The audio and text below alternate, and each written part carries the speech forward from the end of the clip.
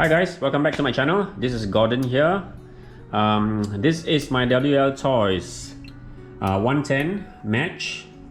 I got this car about 2 weeks ago, and I would like to share on some of the mods that I actually did to make this car into a speed run car.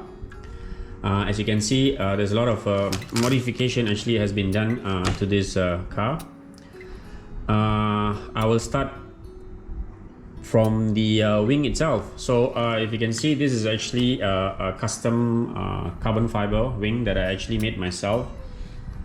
I just used a Dremel to cut the pieces, and then I got this L bracket from my local hardware store, and I just drilled some holes, and yeah, it's fixed in, and I use some super glue just to hold the wings together, so there's no holes in between, just to cover up or to seal those empty holes. Yeah, so basically that's about 1.5 mm thickness. Yeah, it's about 1.5 mm. Yeah, it's pretty solid. Yeah, it's pretty solid. So that's on the wings, and then if you look on the second floor, or I will say the top deck, all right. So this is also a 1.5 mm carbon fiber that I cut on my own as well.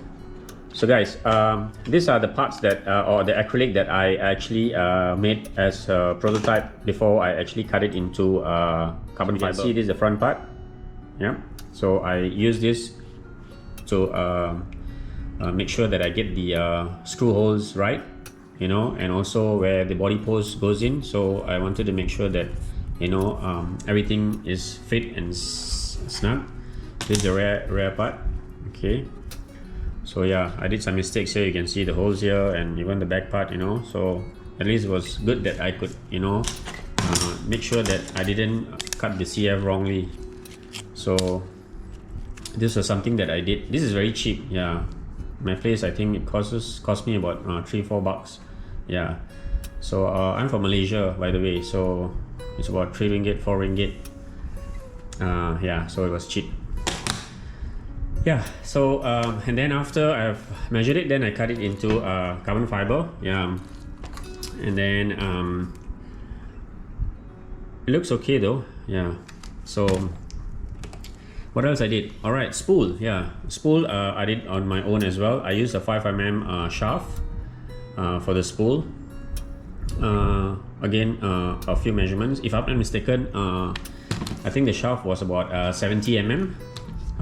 If you can see here, this is actually a 1/8, or I'd say big can 4074 Castle model, 60,000 RPM.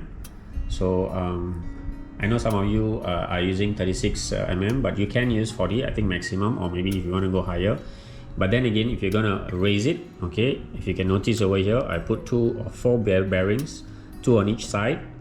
Yeah, but as you can see, the drive shaft is actually raised. Yeah, so I would not suggest going for 42. You can try, but that would actually stress the shaft, the drive shaft. So the back is not too bad, but the front, you know, you can see it's kind of raised. Yeah, and to actually put in the bearing into the motor mount, I had to, you know, make the holes, the outer diameter slightly bigger, so that I can put the motor, which is about 15 mm in outer diameter. If I'm not mistaken, the original one is about 11 mm on the outer diameter. So yeah, I had to use a Dremel sander, and then get the holes slightly bigger. Yeah, it was kind of messy, but yeah, I managed to get it done. So yep. What else? Let me see. Yeah, the diffs. Very importantly, the diffs. I rebuild my diffs. I'm using 500K CST diff fluid in the front, and about 100 at the rear. I use shims. I know some of you guys have done speed runs, and you have stripped your crown gears or the bevel, the inner bevel. I would suggest shimming them. Make sure that there is not much free play side to side. If you can see mine here, it is fit. You know, it's really fit. There's no side play, so I add shims at the side where the gear is to push it slightly closer towards the bevel. Of course, you don't want to make it too tight, or that is again going to stress on your motor, your ESC, and you'll not get top end speed. All right. Yeah, it's also good to have shims in your inner bevel. You want to push it slightly closer towards the crown gears. Yeah, I did the same for the rear as well. Yeah, so that is for the diffs, and they are still stock diffs anyways, just that I changed the diff fluids and yeah, add on some shims. And then for the shocks, these are still the stock shocks except for the springs. I had these springs lying around, you know, they look nice, they look cool, blue colors, you know, but in terms of the weight of the springs, they're kind of similar to the stock wltoys what do you call this, weight. And I add in some stoppers. If you can see closely, I've added in some stoppers to the front so that I don't actually, you know, get it bottom out when I'm doing speed runs or when there's downforce. And this is at the rear, slightly longer stoppers. Yeah, these stoppers are actually from a spray bottle. You know, those you have those tubes inside. Yeah, those, some of them have really strong tubes. So yeah, I just saw them lying around. I took out the tube and I just cut it according to the size that I would want to fit into the shocks. And yeah, well, it works. I've done that for many times for different cars, different rigs. Okay, well, for the tires, I went with Exit 45mm. This has an offset. I'm not sure what offset is it. Yeah, but it's 45mm in the rear. The front, I'm still using 26mm. I think this will work. Let's try it out. Let's see. Should be alright. 26mm in width. I think in terms of diameter, it's almost the same. 66mm diameter. Yeah, you can actually use GRP tires as well. It's just that it'll add on more weight to your car. Probably will give you more top end speed because of the diameter size, but weight, again, you know, depends how you want to run it or how you like to run it. For electronics, yes, I went with the Mamba Monster X6S. That's my choice for this. My previous wltoys, I used the Mamba X, which is the smaller one, the Mamba X version. Also 6S capable, but because of the current draw, yeah, it actually it gets really hot, about 80 degrees to 90 degrees Celsius. Not sure in Fahrenheit what is I need to do a calculation or conversion. Anyways, yeah, so I know that this is much more heavier. I actually weighed it with the batteries on. It's about 2.1 kilos, 2.2 kilos kgs. Yeah, I'm not sure again in pounds what is it. Yeah, so it's kind of heavy compared to the wltoys, which is about 1.2 kilograms with battery weight and electronics and so on. So this is my choice of ESC. Yes, you can go bigger if you have space, if you can get a good body shell that can fit. Yeah, there are so many other body shells that could actually fit besides the match body shell. I know this is already a very good body shell. Yeah, it's just that I wanted something with a slightly higher the top, the roof. So I've ordered a Techno body shell. Hopefully it's much better, or it's much what do you call this, higher on the roof part, so that it doesn't hit on my ESC. Because this, it goes down, but then it's a bit of a force to push it down actually in both sides. Yeah, so let's see if the Techno one fits better. And what else did I do? Yeah, let's see. Yeah, the motor, as I said earlier on, it's 60,000 RPMs, 4074 can, and I'm using a KO Propo servo. Yeah, that's about 32 kilos. I can't remember. It's a very old servo that I had. It works fine. Yeah, so I wanted something with high torque. I know you can use the 110 servos, which are like 10-12 kilos, but for high speeds, and I know I'm aiming something really high, so I thought, I want to make sure that the car goes straight, because for my speed runs, I don't use gyro. I don't use a gyro, so it all depends, how you want to run it. I know you guys, some of you prefer those transmitters and receivers with built-in gyros and maybe external gyros and so on. There are so many out there, good brands, Futabas and OMGs and so on, but I'd rather run without a gyro. This is my choice, but at the end of the day, it's again up to you, right? Yeah. I have few other models that I want to actually try. I have surpass that I ordered 3674 CAN 2650 kV, and I have also a hobby wing which I use on my GT cars, 2600 kV as well, and I also have a TP Power 2850 kV, kind of similar to the CAN size of 4073 74. Yep. So this will be later on. I'm just testing out the motors to see which will suit best. Yeah, and also of course heat management is very important. Yeah, anything that causes too much of heat, especially in electronics, will actually decrease in speed, so you need to manage on your weight. I know I'm not using fan yet, as I said. The body shell, even without the fan, it's a bit difficult to put it all down. I've actually raised the body post the mounts here, slightly raised the rear and the front, but let's see, later on maybe I'll do some modifications again, or maybe raise it up again slightly higher. So yeah, everything is in testing phase right now, so nothing is confirmed. In fact, I've built it and I can't run it because we are actually having a lockdown here back in Malaysia. Yeah, as I said, it has been that this is the third time we're doing a lockdown, so I have to wait till everything is over. Hopefully we'll have some good news this week. If not, yeah, maybe in a couple of weeks or maybe a month or so. I'm not sure when I can actually run this rig or this build. Yeah.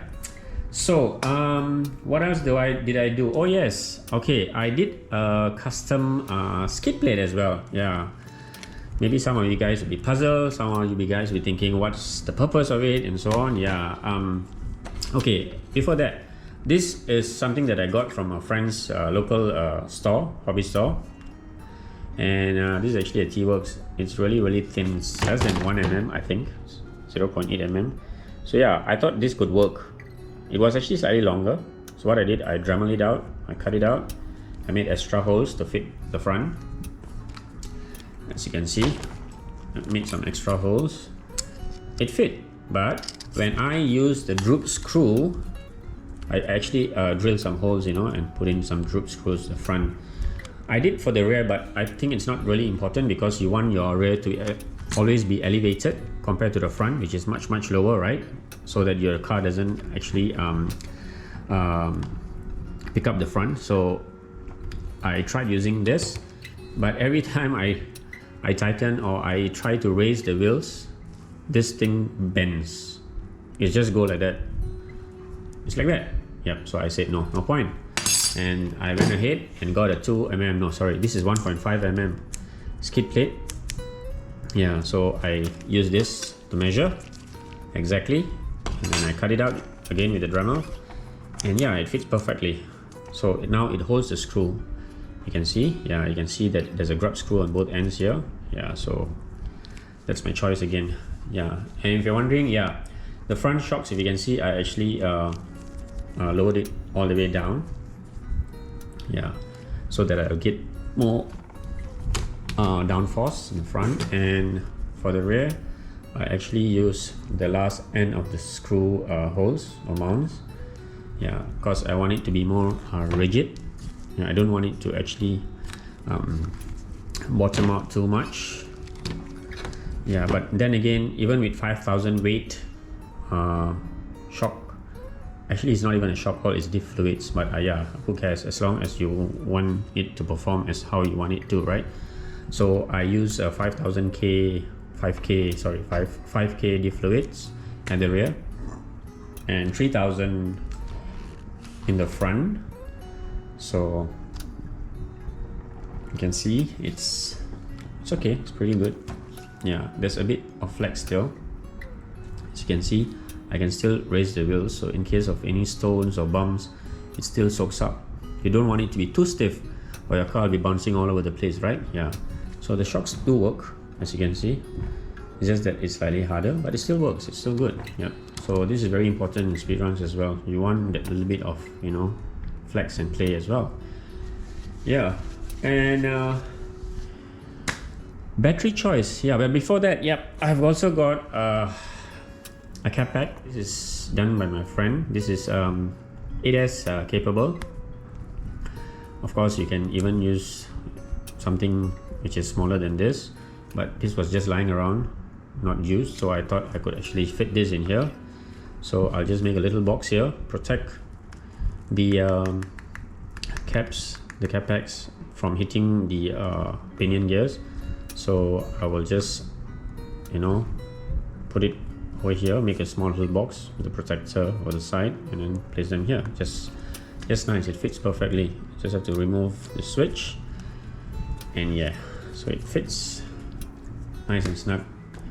Yeah, I tried with the body shell, it sits in perfectly, so it's fine. I've used up all the room that I can find on this platform, but the only small little issue that I have is to place my GPS.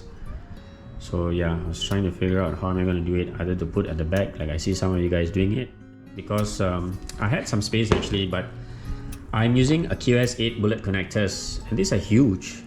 So really huge. Of course you can, I'm thinking of now actually changing them to just plugs, bullet connectors, rather than using the QS8 connectors itself, which is taking up a lot more space.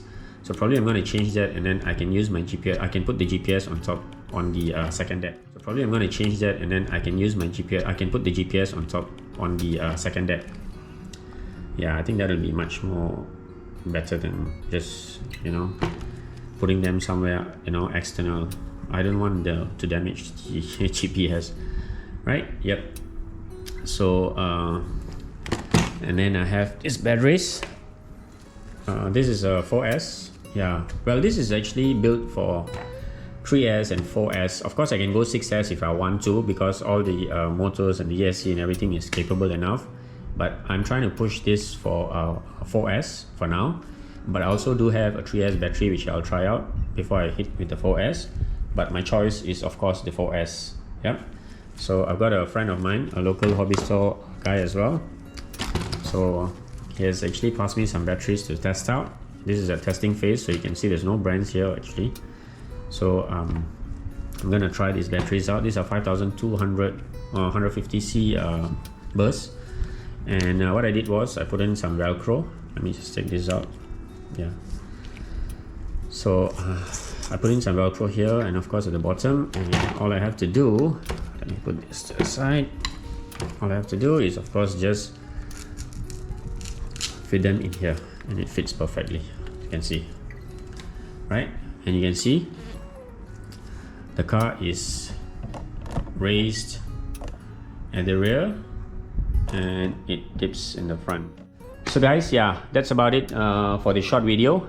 I hope it'll help some of you guys out there who are trying to, you know, build this 110 wltoys 110. If you have any questions, please feel free to drop in the comment section, or if you got anything to ask me and so on, yes, by all means, you're most welcome. I will do some speedrun videos as soon as the lockdown is over. Till then, stay tuned guys, keep in touch. I'll be doing another video soon on how I actually set up my camber, my tow, and so on. Let's see what else I come up with, you know, and to share with you guys. All right guys, all right, take care. Thank you very much for watching.